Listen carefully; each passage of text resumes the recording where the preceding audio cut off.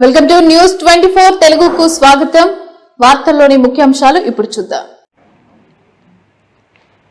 నిర్మల్ జిల్లా బైన్సా మండలంలోని కోతులగాం గ్రామంలో సర్పంచ్ చాట్ల భూమేష్ మాట్లాడుతూ తనను అత్యధిక మెజార్టీతో గెలిపించిన గ్రామ ప్రజలకు ప్రత్యేక ధన్యవాదాలు తెలియజేశారు.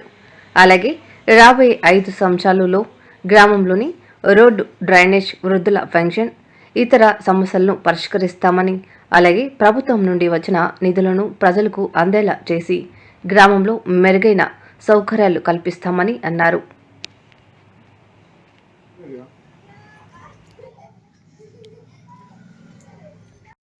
నిర్మల్ జిల్లా బైన్సా మండలం కోతులం గ్రామం. నా పేరు సట్ల భూమేష్. ఈరోజు సర్పంచ్గా ఎన్నికయ్యాను. ఇంతకుముందు కూడా మా మేడం గారు 5 సంవత్సరాల సర్వీస్లో ఉన్నారు, సర్పంచ్గా సేవలు అందించినారు. అప్పుడు కూడా మా గ్రామస్తులు భారీ మెజారిటీతో మా మేడం గారిని గెలిపించడం జరిగింది, సట్ల లావణ్య గారిని.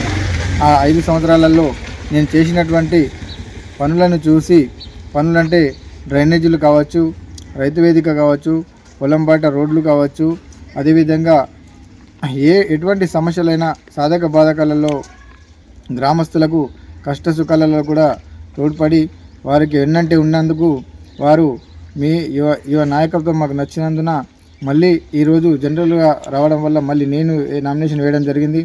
ఈరోజు నాకు కూడా 4 అభ్యర్థులు ఉన్నప్పటికీ కూడా ఒక యువ నాయకుడిగా, అదేవిధంగా ఒక న్యాయవాదిగా వృత్తిలో ఉన్నటువంటి మంచి విద్యావేత్తను యువకులందరూ ఆలోచించి, అదేవిధంగా రైతులు కూడా మా రైతాంగాన్ని కూడా మీరు ఉన్నటువంటి సమస్యలను పరిష్కరించండి చెప్పి ఊరిలో ఉన్నటువంటి సమస్యలను కూడా పరిష్కరించడంలో ముందంజ వేసినారని తెలుసుకొని మళ్ళీ నాకు ఈరోజు భారీ మెజారిటీతో 107 ఓట్ల మెజారిటీతో గెలిపించడం జరిగింది.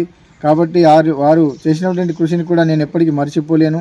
10 సంవత్సరాల సర్పంచ్గా ఉండడం అంటే ఈరోజు అంత ఈజీగా కాదు. కాబట్టి వారు ఎంతో నమ్మకాన్ని ఉంచుకొని నన్ను భారీ మెజారిటీతో గెలిపించినందుకు నేను ఈరోజు మా గ్రామాన్ని కొరకు ఎంతో అభివృద్ధి పథంలో చేర్చడానికి నేను శాయశక్తులు కృషి చేస్తాను.